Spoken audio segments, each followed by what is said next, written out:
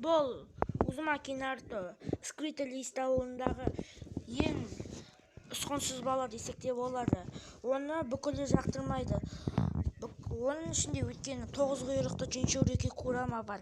Ол баяғыда осы ауылға шабуылдап, Minato Namikaze Жабуаны шақырып, оның кодын айырып жібереді. Сондықтан оның Кураманы Нарутоның ішіне мөрлеп жібереді. Одан кейін Наруто Хокагелердің басына сурет салады.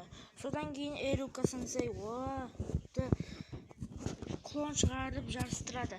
Ал Нарутоның шығарған клоны вообще жаман болады. Сондықтан Ирука сенсей бұл не деген бассыздық дейді да поездкасыз қалдырады.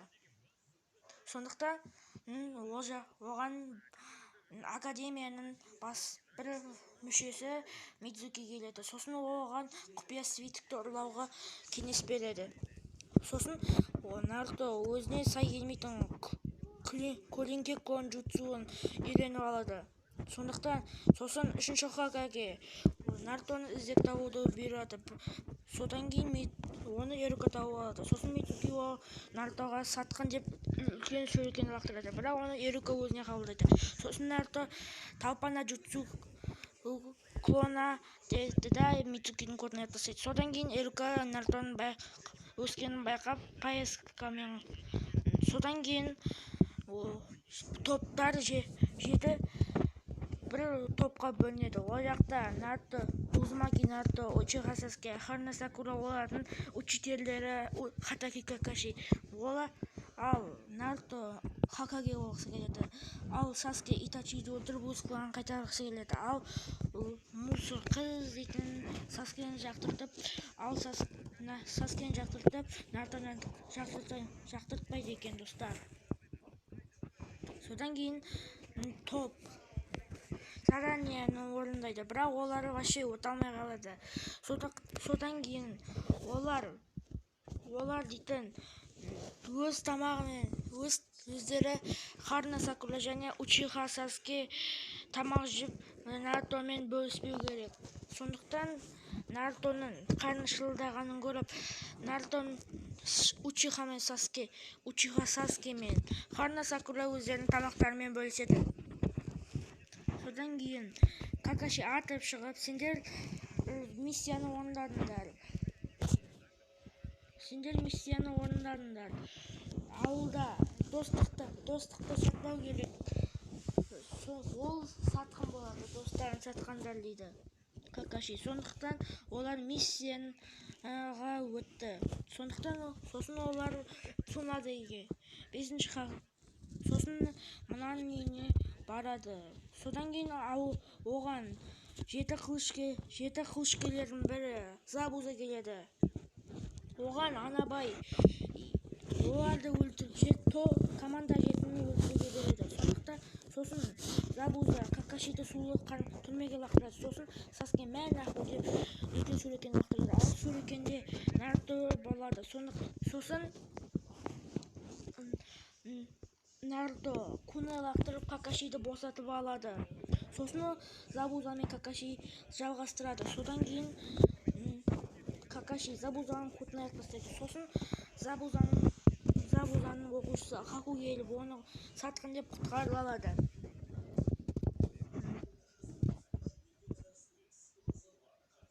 Сосын олар адамның үйіне келіп тамақты береді. Сосын топ жеті кетеді. Бірақ Наруто жоқ десең жаңақты ұйқыны періп жатыр. Сосын бір адамдар қызды ұрлағысы келеді, бірақ Наруто кодтерін қысыңдар деді да бірақ Наруто өзінің командасына келген кезде ұлыс төбесі бастап кеткен. Какаши Забузаға қарсы, ал Наруто мен Саске мұзда Хакуды өзіне алады. Ал Харuna Sakura ана шалды қорғауды өзіне алады. Сосын Наруто мен Саске мұзда Хакуды алып, Саске жеріліп қалады. Сосын Наруто 9 құйрықты Jinchurikiдің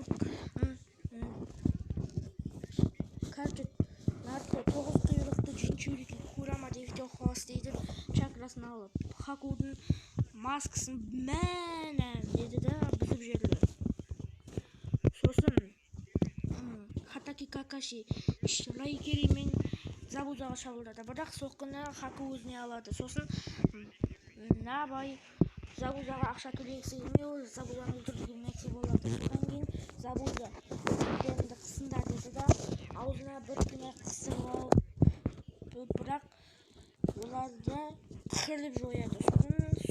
Сосын ең соңында Забуза өледі. Сосын үшінші Хокаге былай дейді: Чунин экзамен.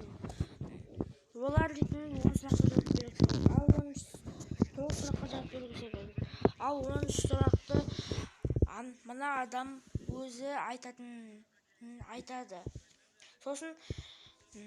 Содан кейін 10 сұрақты өзім айтатыныма кім сенімді емес, сол қолын көтерсін, сосын шығып кетсін дейді. Сосын неше түрлі көп адамдар шығып кетті. Сосын бөлмеде қалғандар Чунин экзаменнен өтті деді. Одан кейін екінші экзамен өлім орманы. Оған көптеген команда өтеді. Олар жер свиткі мен аспан свиткін алу керек, достар. Одан кейін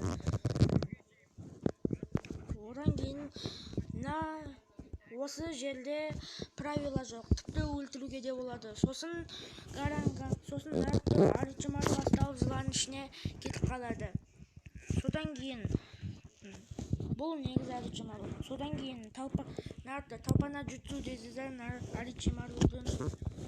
Сосын Орочимару Саскеге тайта двухстолка деді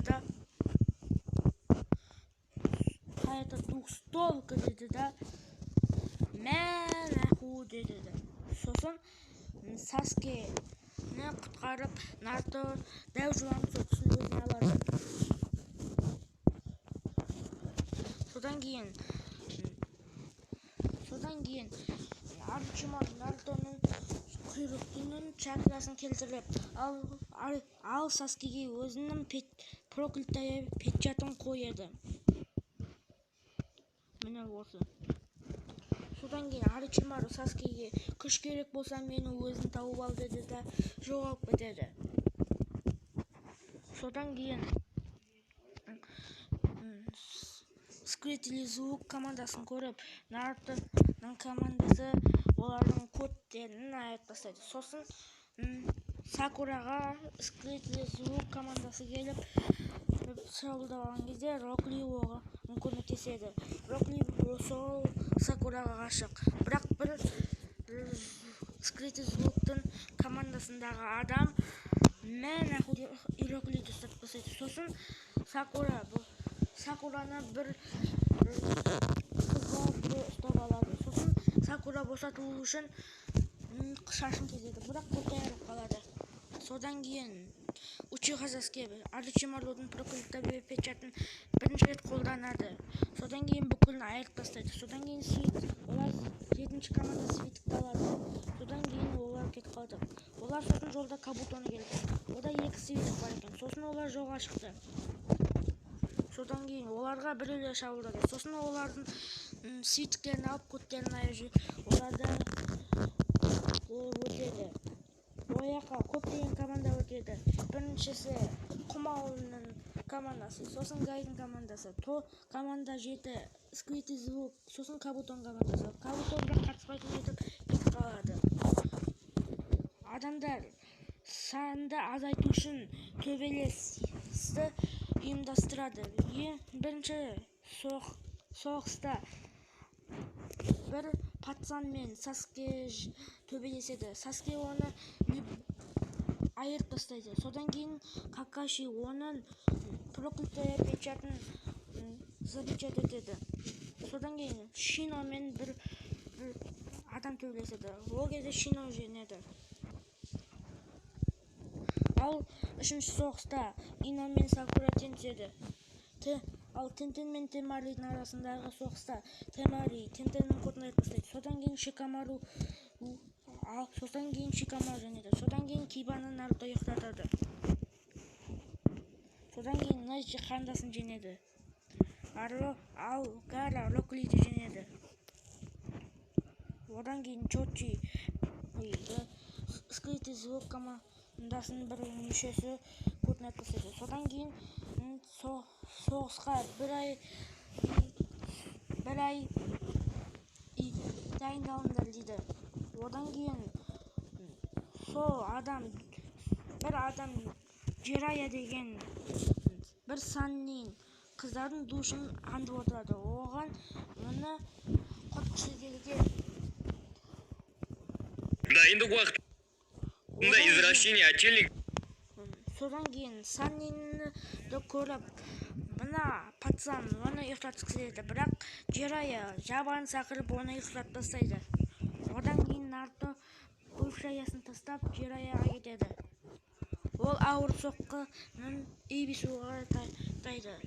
Одан кейін бір айдың ішінде Наруто жабаны шақырып үйреніп алады. Содан кейін Курамамен сөйлесе алды. Содан кейін Гара Роклиді өлтіргісі келеді деп ойнайтам. Содан кейін Нарутоны нәтижені атқан кезде Наруто жерден келіп наху деп нәтижені ұтады. Содан кейін Темари мен Шикамаруның арасында Шикамару әдемі жеңіп кеткен кезде Темариге жеңіс беріледі. Шикамарудың чакрасы жоқтығын айтады. Одан кейін Саске мен Гара төбелеседі. Чидори мен Гараға әдемі соққы береді. Содан кейін бір Анбудың адамы сол стадиондағы адамдардың бүкілін генжутсуға түсіріп жібереді. Бірақ опытный шинобилар генжутсудан құтылады. Содан кейін үш басы жылан Каноханың стенасын сындырып келеді. Бірақ Комауының казекагесі Оричимару болып шықты. Содан кейін Нарутоның бірінші сцена аяқталады, достар. Видео ұнаған болса, лайк басып, комментарияны жазып кетіңіздер, достар. Содан кейін біз жалғастыратын боламыз, достар. Пока-пока, чоу.